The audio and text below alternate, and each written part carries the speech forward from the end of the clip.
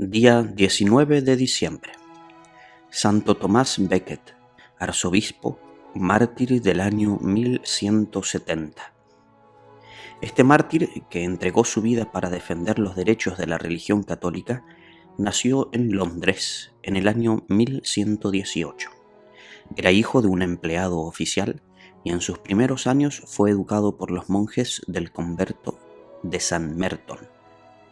Después tuvo que trabajar como empleado de un comerciante, al cual acompañaba los días de descanso a hacer largas correrías dedicados a la cacería. Desde entonces adquirió su gran afección por los viajes, aunque fueran por caminos muy difíciles. Un día, persiguiendo una presa de cacería, corrió con tan gran imprudencia que cayó a un canal que llevaba el agua para mover un molino.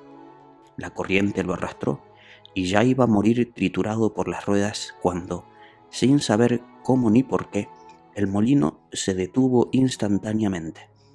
El joven consideró aquello como un aviso para llegar a tomar la vida lo más serio posible. A los 24 años consiguió un puesto como ayudante del arzobispo de Inglaterra, el cual se dio cuenta de que este joven tenía cualidades excepcionales para el trabajo y le fue confiando poco a poco oficios más difíciles e importantes. Le ordenó de diácono y lo encargó de la administración de los bienes del arzobispado. Lo envió varias veces a Roma a tratar asuntos de mucha importancia y así Tomás llegó a ser el personaje más importante después del arzobispo en aquella iglesia de Londres. Monseñor afirmaba que no se arrepentía de haber depositado en él toda su confianza, porque todas las responsabilidades que se le encomendaban se esmeraba por desempeñarlas lo mejor posible. Dicen los que lo conocieron que Santo Tomás Becket era delgado de cuerpo, de semblante pálido, cabello oscuro, nariz larga y facciones muy varoniles. Su carácter alegre lo hacía atractivo y agradable en su conversación.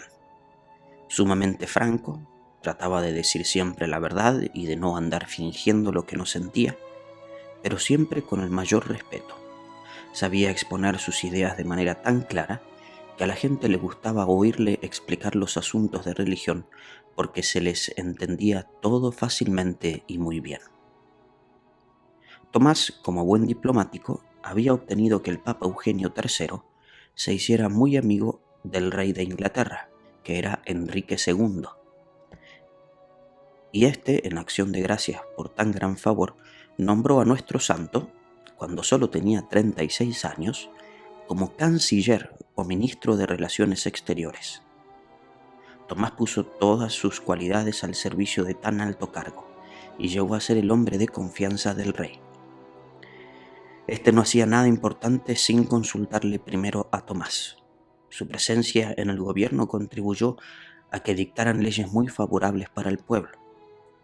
Acompañaba a Enrique II en todas sus correrías por el país y por el exterior, pues Inglaterra tenía amplias posesiones en la actual Francia, y procuraba que en todas partes quedaran muy en alto el nombre de su gobierno. Y no tenía miedo en corregir también al monarca cuando veía que éste se estaba extralimitando con sus funciones, pero siempre de la manera más amigable posible.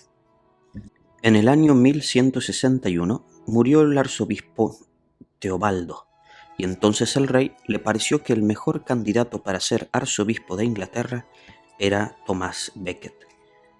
Este le advirtió que no era digno de tan sublime cargo, que su genio era violento y fuerte y que tomaba demasiado en serio sus responsabilidades, y que por eso podía tener muchos problemas con el gobierno civil si lo nombraban jefe del gobierno eclesiástico.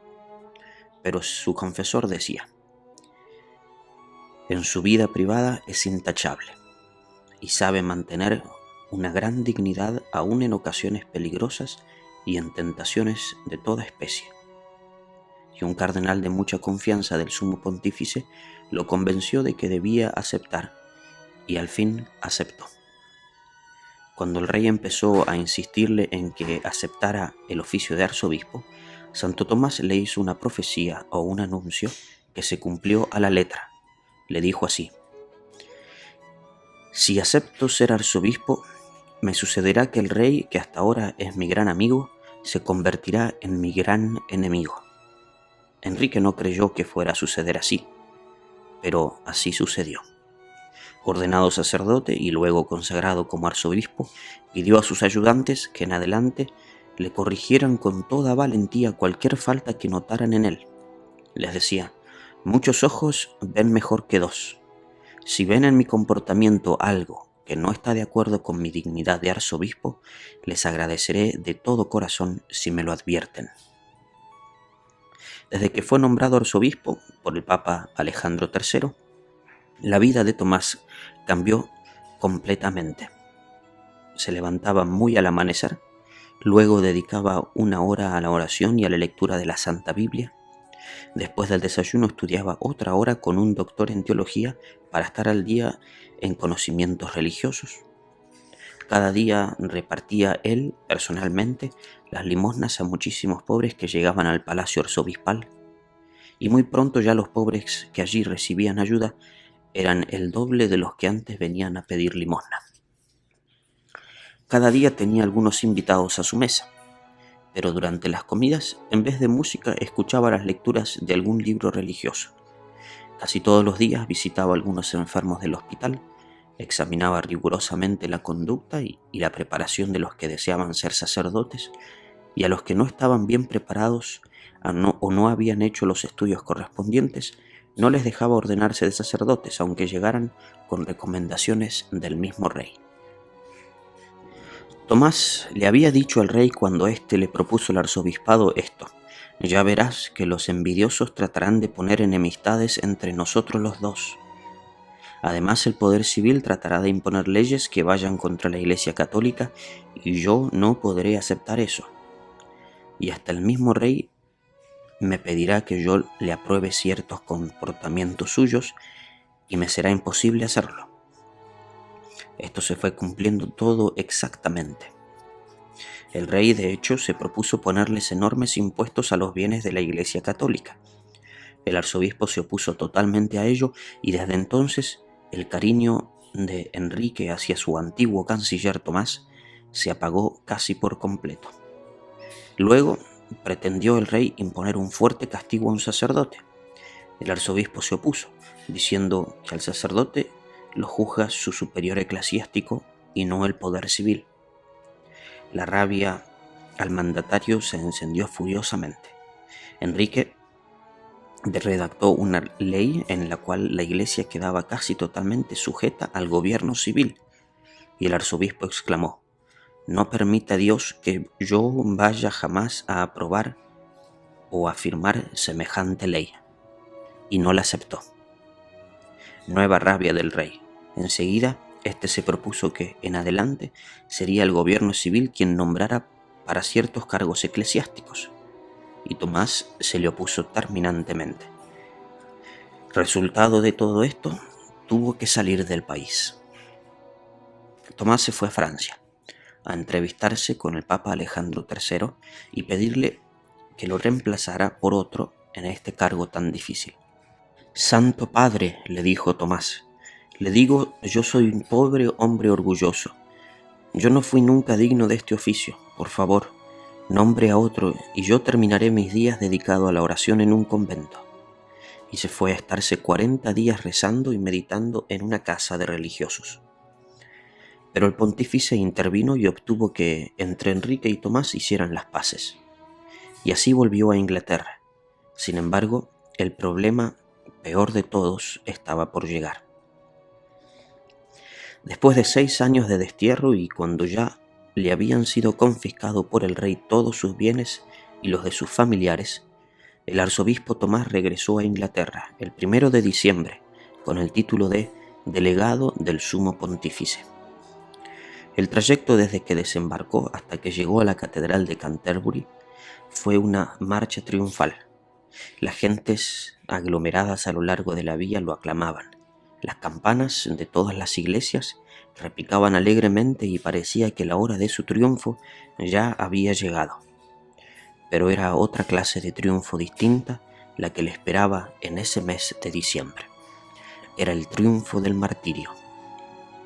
Como él mismo lo había anunciado, los envidiosos empezaron a llevar cuentos y cuentos al rey contra el arzobispo, y decían que un día, en uno de sus terribles estallidos de cólera, Enrique II exclamó: «No podrá haber más paz en mi reino mientras viva Becket. ¿Será que no hay nadie que sea capaz de suprimir a este clérigo que me quiere hacer la vida imposible?» Al oír semejante exclamación de labios del mandatario, 4 sicarios se fueron donde el santo arzobispo, resueltos a darle muerte. Estaba él orando junto al altar cuando llegaron los asesinos. Era el 29 de diciembre del año 1170 y lo atacaron a cuchilladas. Él no opuso resistencia y murió diciendo: «Muero gustoso por el nombre de Jesús y en defensa de la Iglesia Católica». Tenía apenas 52 años. Se llama apoteosis a la glorificación y gran cantidad de honores que se rinden a una persona. La noticia del asesinato de un arzobispo recorrió rapidísimamente Europa, causando horror y espanto en todas partes. El Papa Alejandro III lanzó excomunión contra el rey Enrique, el cual, profundamente arrepentido, duró 2 años haciendo penitencia, y en el año 1172 fue reconciliado otra vez con su religión, y desde entonces se entendió muy bien con las autoridades eclesiásticas. El mártir Tomás consiguió después de su muerte esto que no había logrado obtener durante su vida. 3 años después del asesinato, el sumo pontífice lo declaró santo, a causa de su martirio y por los muchos milagros que se obraron en su sepulcro.